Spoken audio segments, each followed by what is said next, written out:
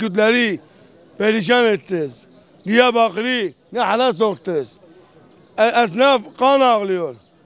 Diyarbakır insanları kan ağlıyor. İnsanlarımız bir çöp etmek evlerinde yoktur.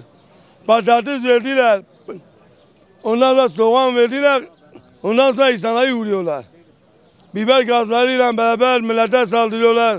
Gölet büyüklerine de sesleniyorum. Haksız yere millete ceza yazıyorlar. Biz de diyoruz vallahi billahi. Fakir fukara. Kürtlere niye saldırıyor? Kürtlere dedin. Kürtlere niye saldırıyor bu kadar? Anlatacağım ben. Şimdi onu anlat biraz. Evet, Kürtlere saldırıyor. Asli eskileri anlatayım, dur. O başbakan olduğu Ahmet Davutoğlu'nun zamandaki su içindeki gece kondu evlerimizi yıktılar. Dünyamızı başımıza yıktılar. Bombalarıyla, tanklarıyla beraber, silahlarıyla beraber bebeleri öldürdüler. Analarımızı öldürdüler. Bacağımızı orada öldürdüler. Onun hesabını isim demeye gerek yok. Ona biliyorlar kimdir. Ben de diyorum memlekete huzur gelsin, barış gelsin.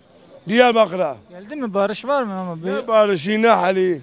Barış kardeşlik yolu da Diyarbakır'da geçerli olsun. Avrupa Birliği de Ahmet'te geçerli olacak.